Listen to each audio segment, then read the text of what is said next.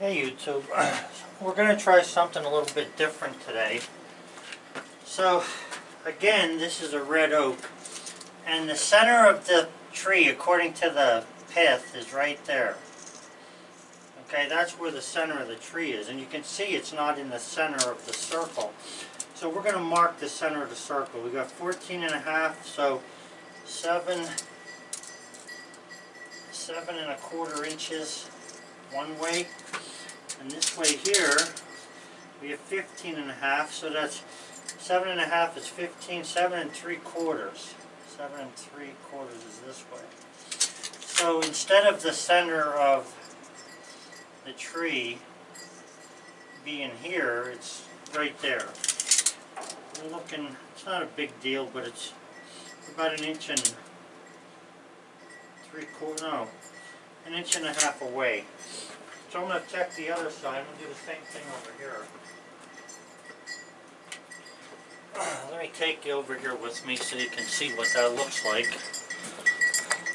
And we're going to use that mark. We're going to call that the center of mass rather than the center of the tree. Okay? So this is the other end. And you can see the center of this tree is right there. So let's see what we got here. We got 18 inches, so that's 9 inches, which would be here, right about there. And from here up, 17, so 8.5 inches. 8.5. Now that one is very close to the center, so that's not even worth arguing over. So that's like 1/2 inch away. So what we're going to do is we're going to use this measurement here. To the center of this tree here is 8.5 inches. So we're going to put this one down at the other end then. The other end. Let's go take a look at it.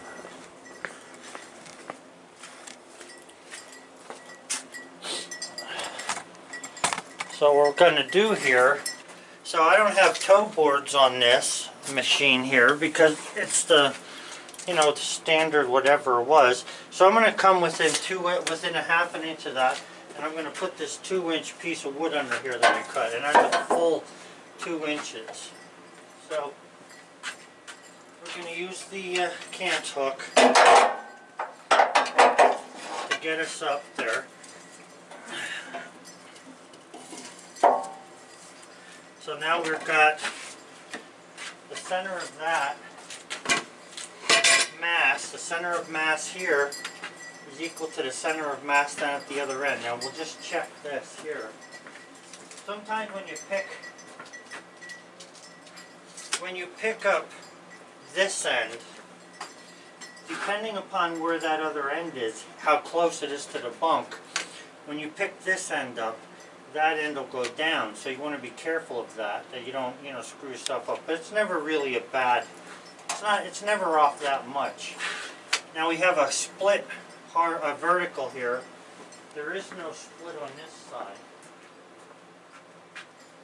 So, since we have the split there, I think we'll take and turn this log a little bit. We'll do a little bit of rolling here.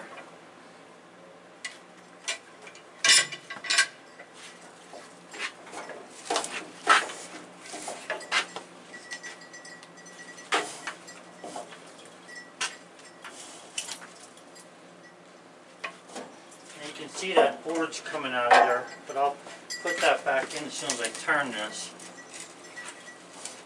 So right there's about flat.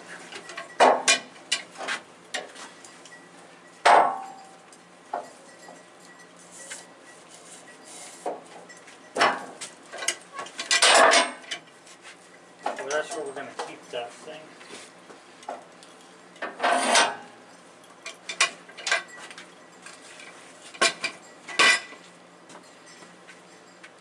So the split's fairly flat. Now, what the importance of keeping the split flat, and I don't always do it, is that if the split goes a long way through the log, you'll be cutting with the crack, and chances are it'll be in one board rather than being in more than one board. So that's sort of the purpose of doing that. You don't always have to do it. Depends on what you're cutting, what you need, and how fast you're cutting. Okay, so that thing's tied down there, and I'm going to brush the log off a little bit. Let me back you up here so you can see better. I want to brush the other side off.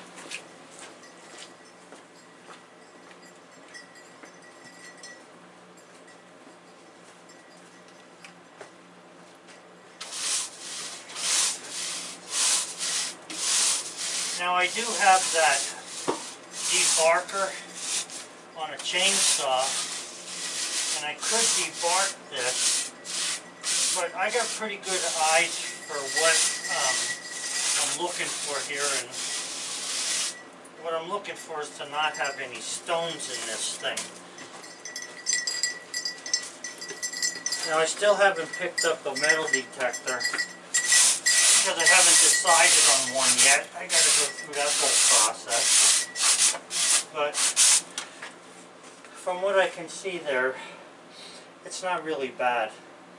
These logs here, these two especially, pretty much were laying in snow or else on the beams that I have over on the side there. But we'll see what happens with this, how it goes.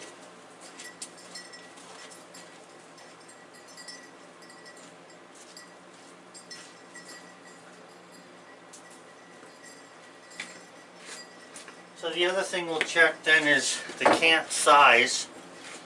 I think I said that was 14 inches. Yeah, 14. So according to my cant sheet, we should get a 9.9 or 10-inch cant out of that. So we'll see if we can get that 10-inch cant out of there.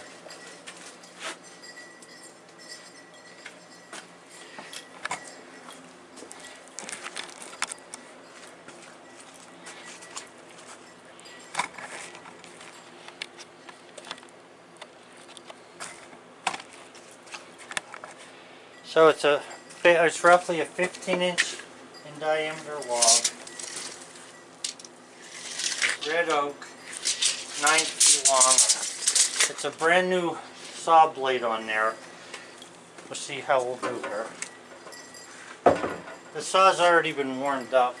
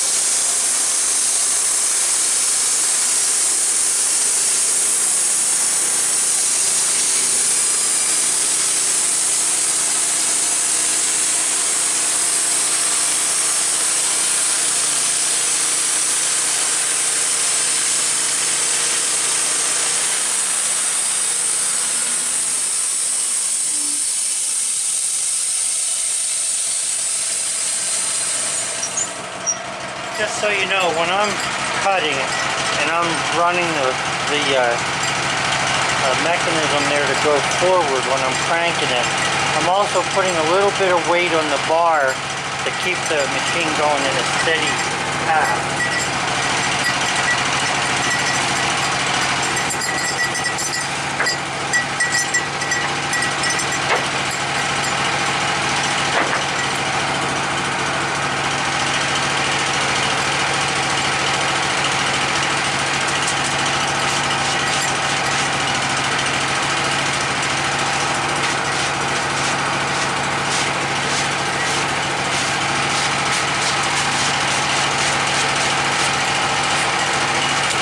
down a little further to get what I'm looking for.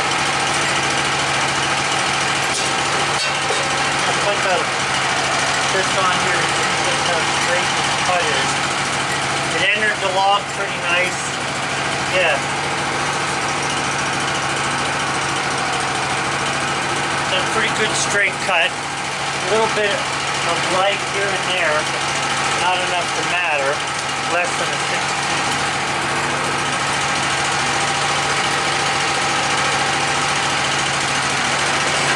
So this has to be down about 1 more inch to be the cant pipe.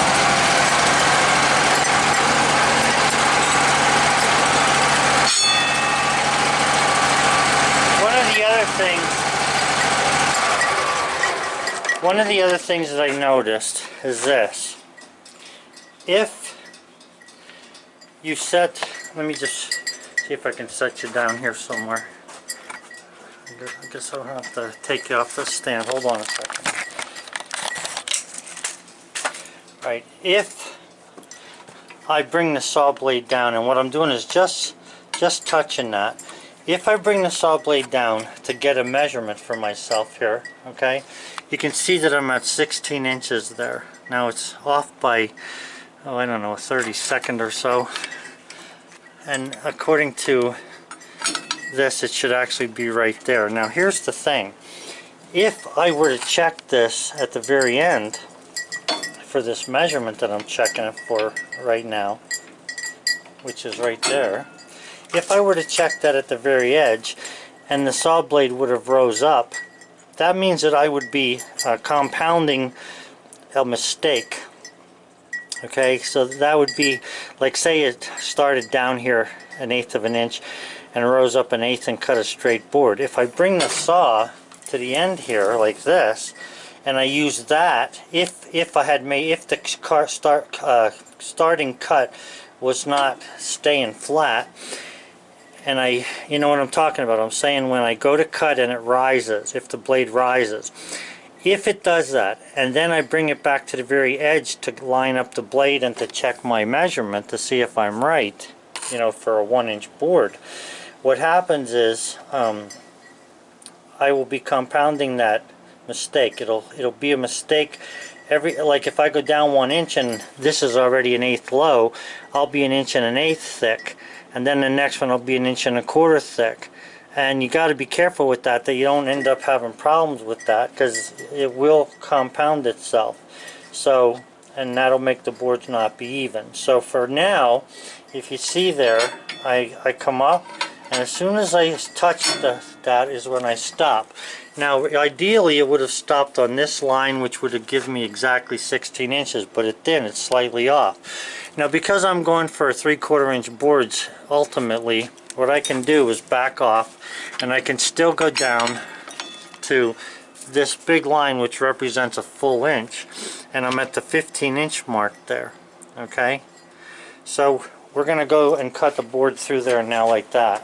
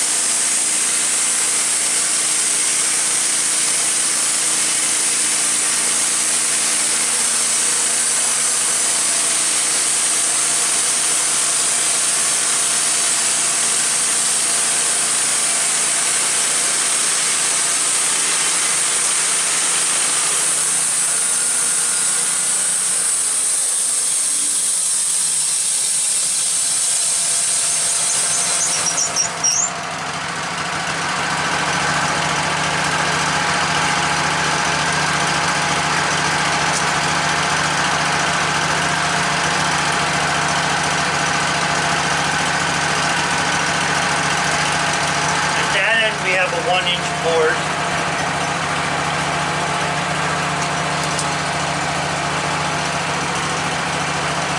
And at this end we're about a 1/16 of an inch thin, but that's because you can see here there's a mark where the board actually, or the saw blade, rises very slightly. You can see where it ate in here and then just came up slightly, and then stayed straight through the log. It seems to be a phenomenon that's what happens. I'm not sure why.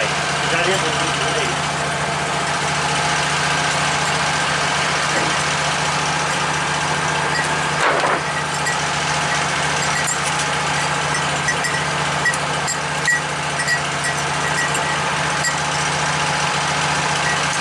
Got 10 inches on both ends, roughly 9 inches in the middle. So what we're going to do with that is roll that now.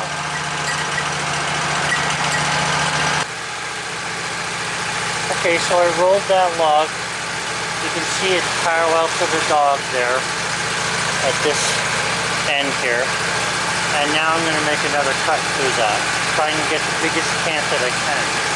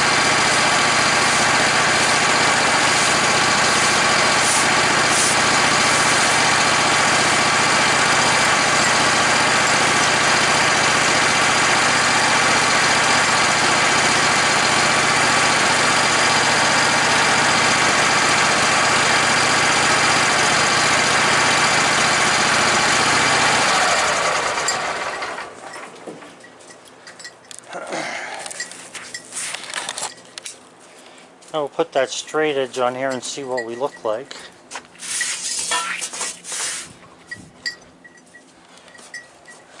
Okay, very nice cut all the way along there.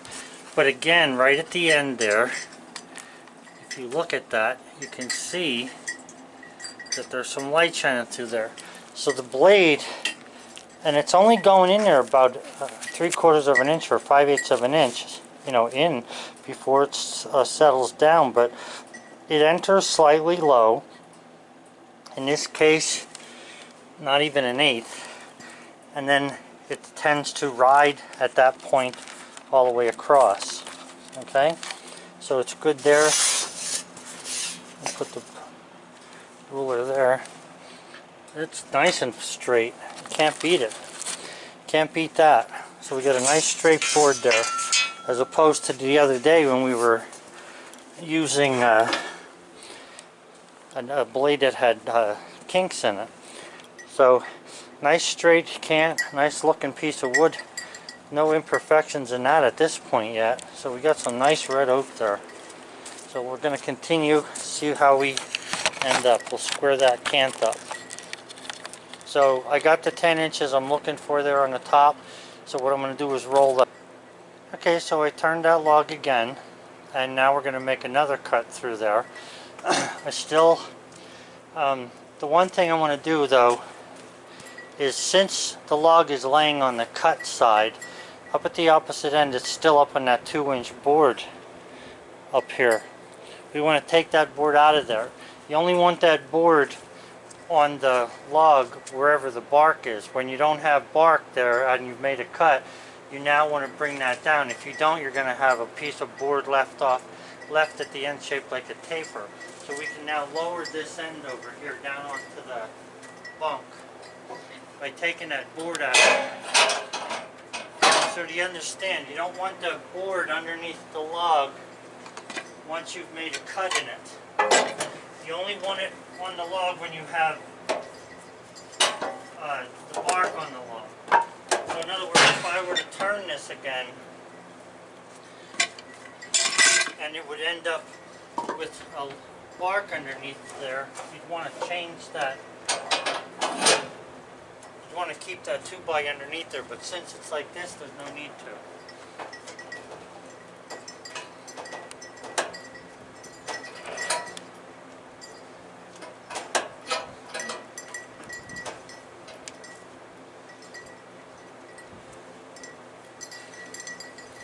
So what I'm getting at there is that cut that's on the bottom of this log is level on the bunk.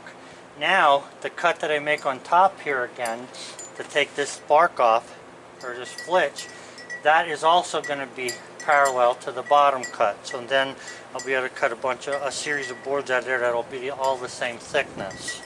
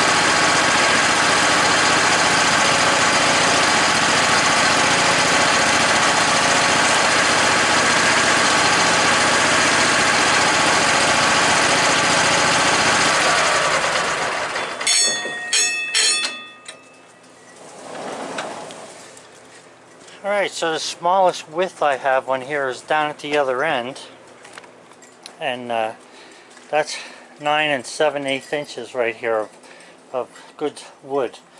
So once I cut that top flitch off, I'll have the nice square cant that's going to be about 10 by 10 or 10 by 9 7/8, and we should be in good shape there. Very nice wood so far.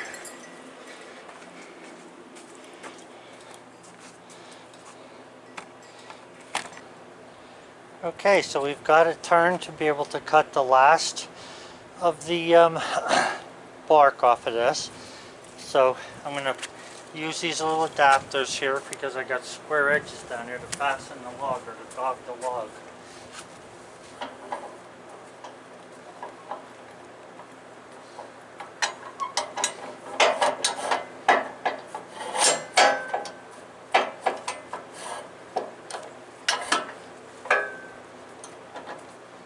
This end here doesn't have quite a good edge on it, so I'll just go against the log, keep this here, but this one up here I think does have a good edge, so I can put this little aluminum piece on here. Yeah.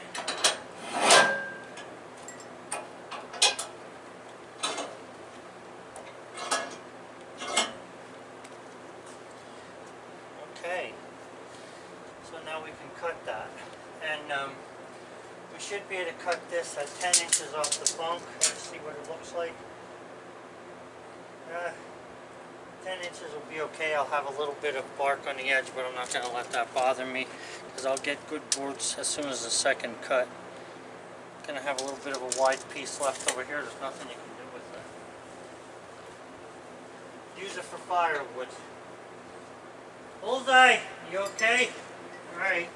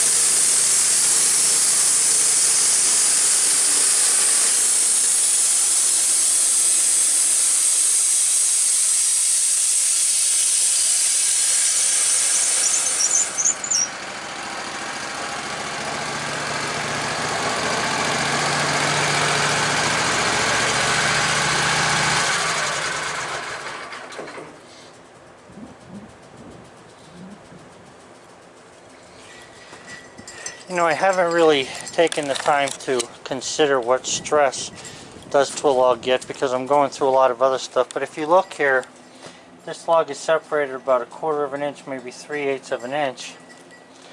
It's tight against in the middle, and down at this end you can see it's off there a good 1/2 an inch.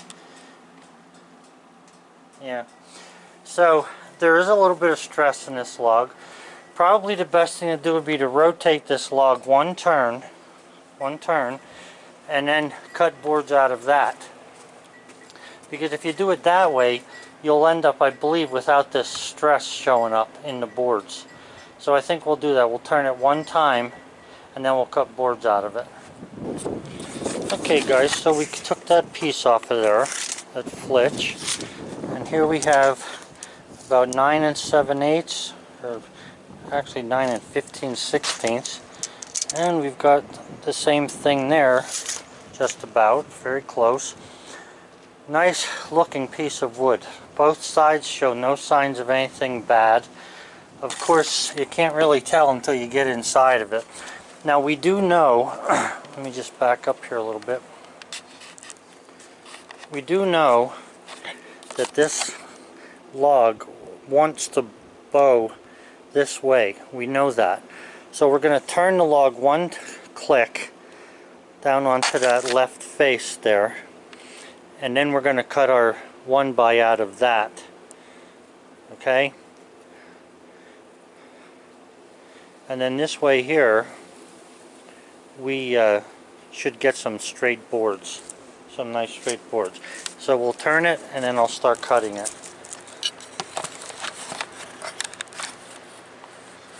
I was wondering, maybe you guys can make some comments. They say that red oak, and even though I was a builder, I didn't use oaks for outside work, but they say that red oak is not that good for outside. Now, I need to build a deck this year on the front of our house, a small deck, and I want to use red oak for the handrail posts. Not make contact with the ground. For that, I'm going to use white oak that I'm going to seal, coat, tar, and do all kind of stuff to try and keep them to last for a while.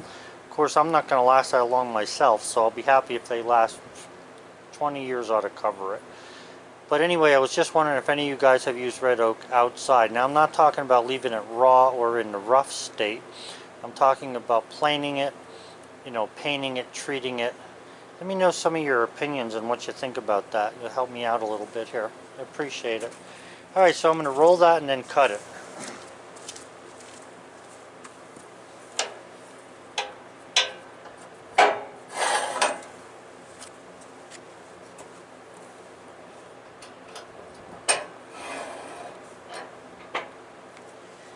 Guys, one of the things you want to be careful of when you're rolling these cants, I'm going to grab my gloves, when you're rolling these cants, is that you don't forget what you're doing. And like, if I roll that cant this direction and I don't put the dogs up there, it's very possible that I'm going to drop it on my foot.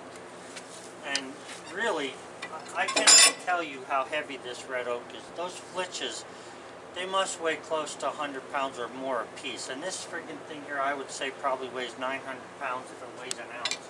So what I want to do is I'm going to turn it that direction so that if it does, it won't fall off the bed. This, if I turned it this way, and now as long as I put the dogs up, and I work against them, I'm okay. But this gives me a chance to clean off the bunk, because I'm going to cut some nice boards now, and I don't want them to be screwed up from any kind of dust or anything. But I'm just saying, you got to be careful, because you turn this way and it slides off the bunk. It's a nuisance, because then I got to get the back over here, pick it up, get it back up there again, and it's hard to put a chain around it when it's square like this as opposed to being round. That's one of the reasons I want to build a little crane right here, so I can reach in these places and pick stuff up easily. Alright, so anyway, there we are. We've got a nice square edge on the bottom now, so we can cut these into all these boards. without any problems. And what I'm going to do here is I'm going to cut some 4x4s that I'm going to use for the deck post that I'm going to be building. Okay. Now I'm not going to use the 4x4s for the deck boards that you walk on. The red oak. But I think I might be able to get away with the 4x4s. Not sure of that, but regardless, I can always do something else with them. So I think the first cut here. Well, maybe I better go with 1x to get. You know, it's hard to say because this 1x is so valuable. I better stick with the 1x. Okay, let me cut some 1-inch boards.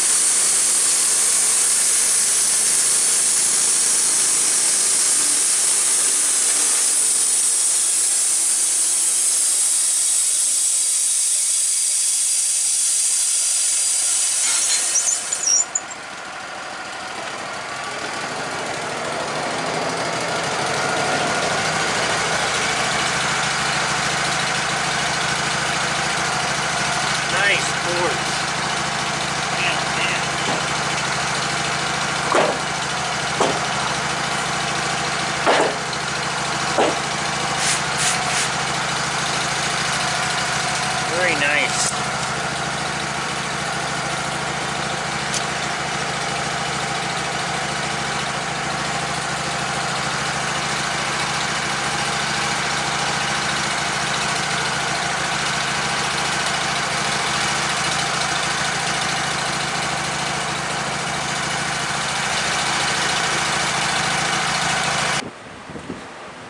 Okay guys, so we're putting the stuff right into the kiln. You can see I have it open, and the reason I'm putting it in here, even though the bottom stuff is already dry and this stuff I'm putting in is not, it's only the end of February. So by the end of April, when it starts to actually get to a point where I can do things outside, this stuff will already be down to about 9%.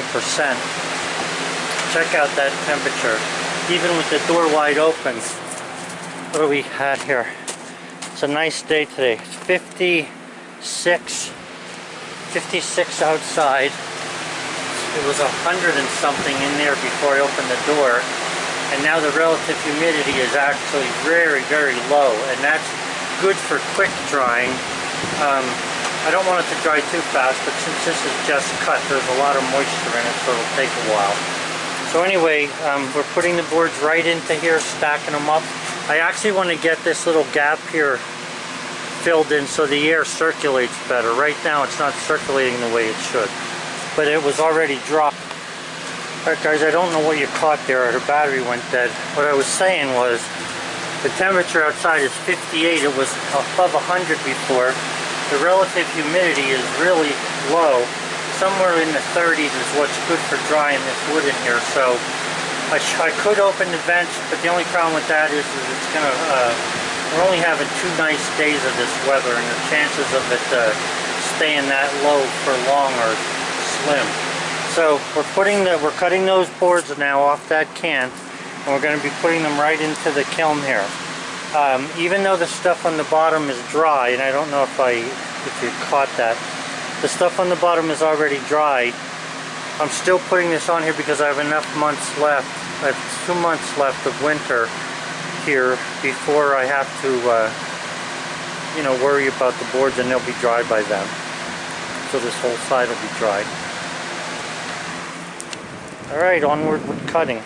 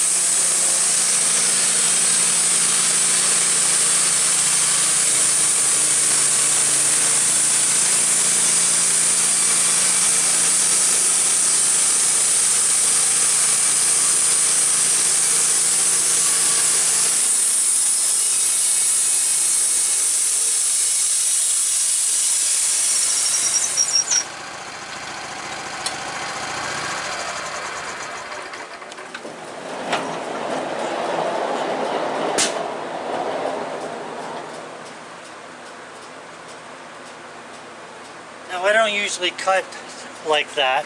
I usually cut one board and then move it because it just seems like at my age it's a little easier to do the different motions rather than stick with one motion.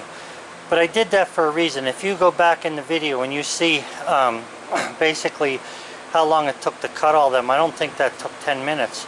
You're looking at 1, 2, 3, 4, 5, 6, 7, 8, 9 boards. Now let's suppose they were 1 by 12. You're looking at 8 board feet times 9, that's 72 board feet we would have got, times $8. 8 times 7 is what, 56? So 550 or 560 some dollars plus the 16 would have made that, you know, pretty much worthwhile cutting. So you're getting a good deal there as far as, you know, for your work. Now that is with a new blade, and like I say, they all came out pretty nice looking. That bottom board, from what I can tell, looks a little bit thick, but I'm not going to worry about that. You can always plane that. Nice boards though. I don't know if there's anything bad inside there. I'll let you know as I take them. Okay, I got you close as I can get you there.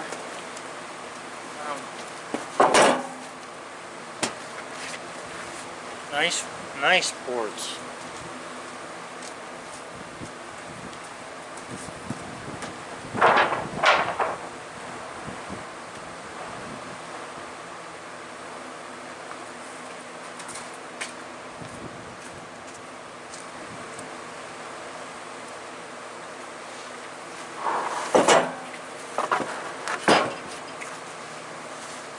There's a little bit of a knot in this one, a black knot.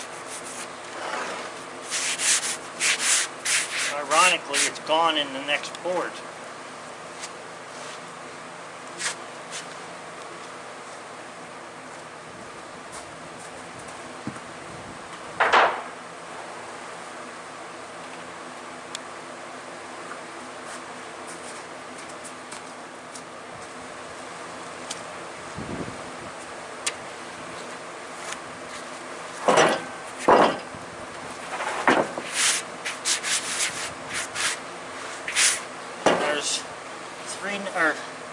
One, two, three, 4 knots in this board. But the good thing is they're all sound.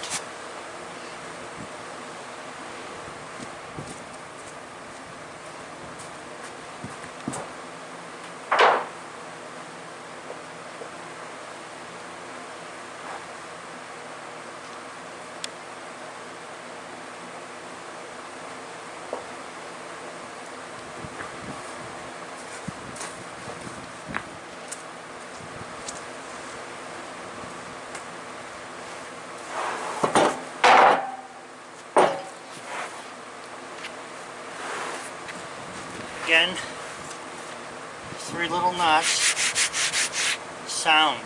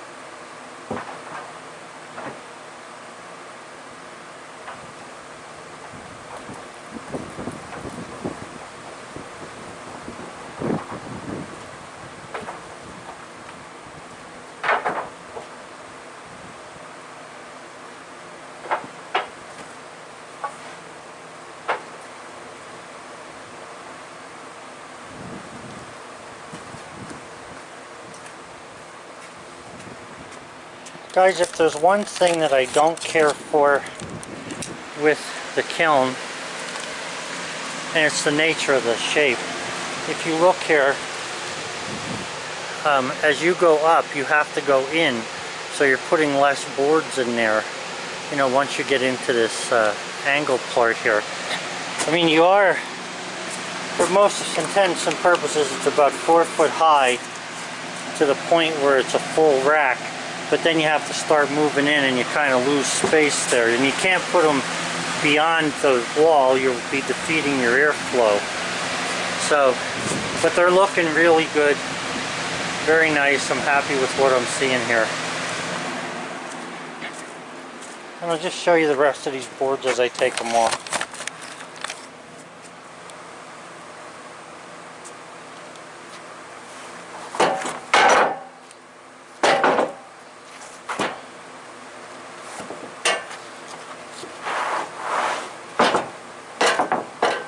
Boy, that's a beautiful board there. You can see nothing wrong with that one, not a thing. So these are the kind that command $8 a board foot.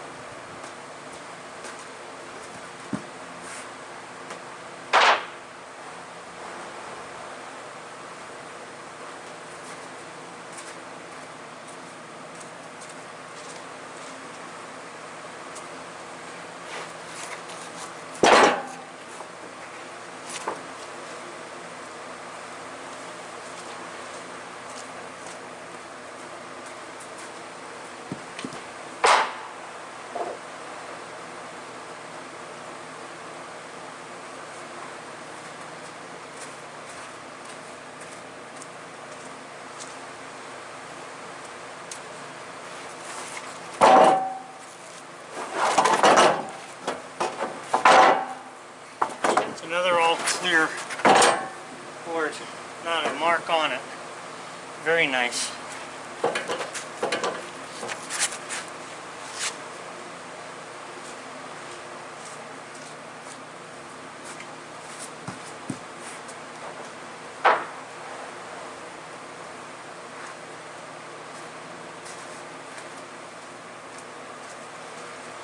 And then I think we got 2 more here yet. A little bit of a flitch on this, which I'm not going to worry about this. It's too small to worry about. The board's actually what you would almost call, or you could call clear. So that's good.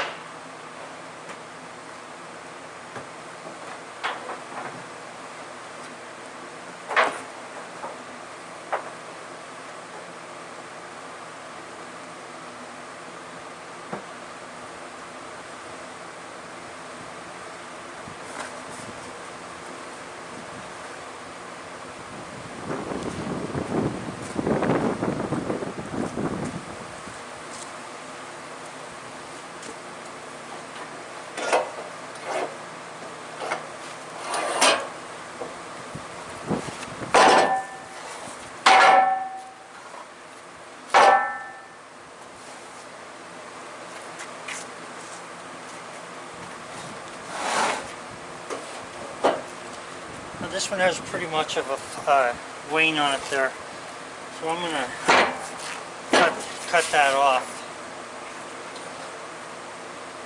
And I think I might be able to trim another board if I look over here. Alright, so I put 2 flitches up there that have some bark on them, and I want to get the wane off of them.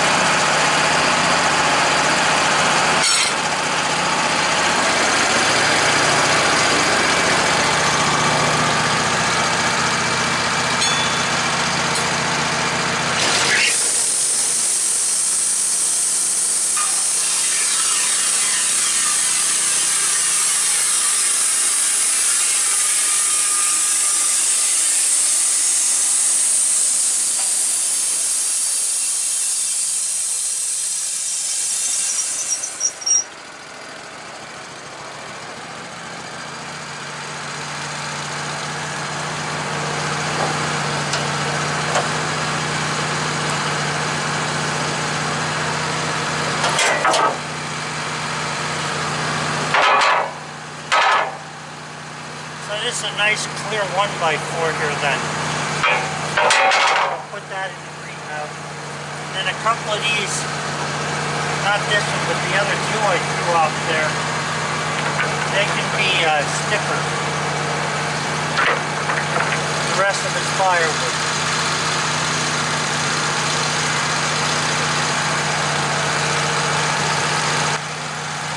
Okay, so that one's done. And you can check out how this door here closes on this. The door is so big that all I gotta do is take the board out from underneath it and drop it. And what happens with it is it gathers air under it and it goes down slow as if it had a hydraulic hinge on it.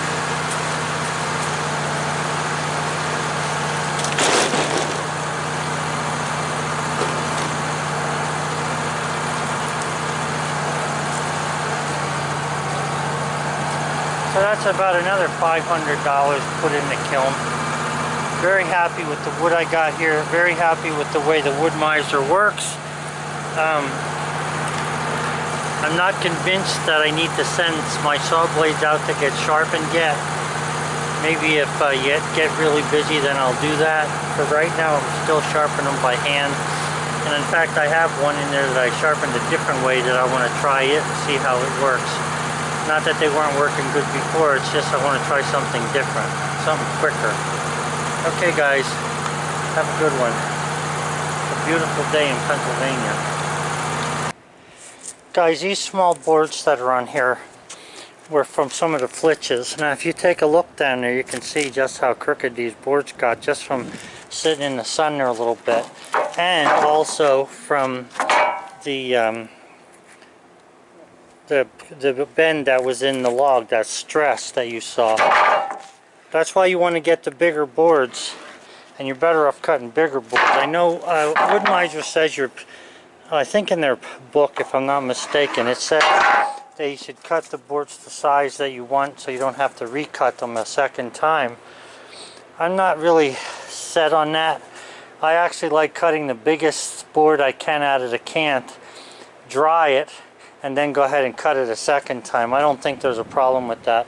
Now these here, I'm just going to cut these into stickers because they're all the same thickness. So I'll cut them down to 2 inches, stack them together side by side, cut them down to 2 inches, and I'll cut them in half for stickers. But I'm just saying, it doesn't take much. You have to really watch the log. Try to learn to read the log of which way it's stressing so that you can cut it in the opposite direction to get yourself some nice straight boards that, if they do stress, won't be as bad as what some can be.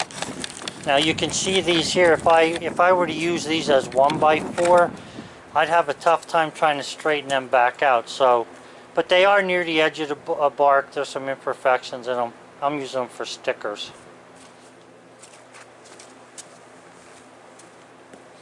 The problem here is, which way do you lay them? You know, do you lay them like this, or do you lay them like this to cut the 2 inches? So we're going to lay them with the bow up. Hopefully we can put enough weight on that, or the bow is down rather, I'm sorry. We're going to put enough weight on this that maybe when we tighten the dogs, it'll hold them down a little bit.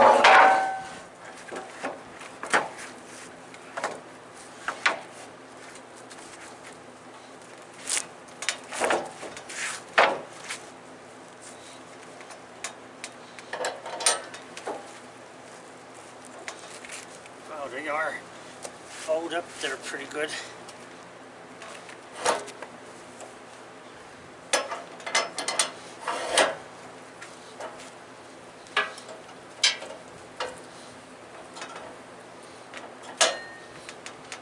That should hold them long enough for me to get a 2-inch cut out of there.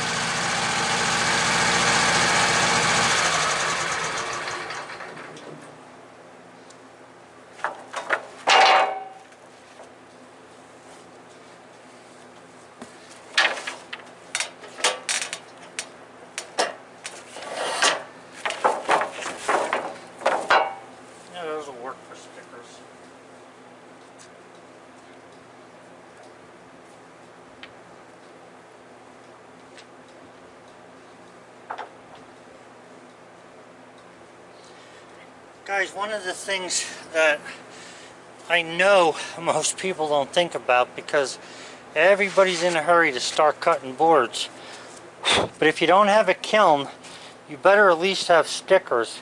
And if you're cutting 8-foot boards, you need 5 stickers for every layer. And if you're cutting 1x12, you're going to get roughly 4 boards across if you're making pallet sizes. And to go 4 boards high, or 4 feet high, you need almost 100 stickers to be able to sticker that load. So you better start cutting yourself stickers once you start cutting wood. If you're going to do a lot of oak, you need to have red oak stickers. If you're going to cut pine, you can use pine or red oak stickers. It doesn't seem to make a difference from what I can see. But red oak it'll get black right away depending upon what touches it. So someday we'll go over that a little more closely, but for now all I'm going to do is cut these stickers in 4 foot, and then I'll cut up my scrap and clean up. It's only a little after lunchtime, I believe, but check it out. I don't see any clouds up there. Very nice day in Pennsylvania. Sun is just about heading south. All my buildings head due south. There's a reason for that. Someday I'll explain it to you. But anyway, yep. So we're in good shape. Got to clean up here. And then somebody told me they wanted me to look at some pine trees that they need to cut down. So I'm going to take a look at them today. Have a good one. Okay, so there we go with the stickers. Guys, I wanted to tell you something about the inside of the Woodmizer here. I don't know if people know this or not, but the Woodmizer does not have a centrifugal clutch. The Woodmizer is what I'm going to call almost direct drive. The belt goes around the pulley, and the pulley has a tensioner here just like you would have in a car. And I'll tell you what, I would much rather have this tensioner here than to have a centrifugal clutch. Because I've had all kinds of experience with centrifugal clutches when it comes to go-karts and stuff, and they never last, and it's just more parts to wear out. The only thing that wear out here may be the bearing on this tensioner pulley and the belt itself, and you'd have the same problem if you had a centrifugal clutch. So I'm glad it does not have a centrifugal clutch. I don't know if any of their bigger ones do or don't. I don't really care. I'm just happy I got this one. I just thought I'd show you that. And also, something else. Excuse the camera, guys. Something else. Someone had asked me the other day if my Woodmizer screeches when I stop it. And I answered them, but I just want to show you. When you go to start the Woodmizer, it does screech a little, but that's just because the belt is tightening up where the motor is, and it's going to screech until it's positively grabbed. Hear that? I don't know if you can hear that little screech. Right there. You're not going to get away from that, and one good thing about the screech is that screeching is telling you that it is tightening up. Now, if the screeching would continue and not stop, then you'd know that the belt was loose. So, I'm happy with the way this thing was built. Now, after seeing one of the viewers there that just got a mill, he has a LT15 wide.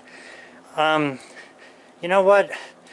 I think if I were to do it again, I'd probably get the wide one. But I don't really think that it makes much of a difference for what I've been cutting. Now, granted, when you get into some of the big ones, if you're going to do quarter sawing, you know, if you're going to quarter saw boards on a great big, like say 27-inch log, you're going to have a little bit of a tough time with this one. But it does good, you know, up to 24 inches. I don't have a problem. And you saw that cant that I had here before that cut all of those 1x. That was a what the heck was that? That was a 10 by 10 cant roughly, and it cut all 10 boards without an issue. So, like I say, I've been happy with this thing so far.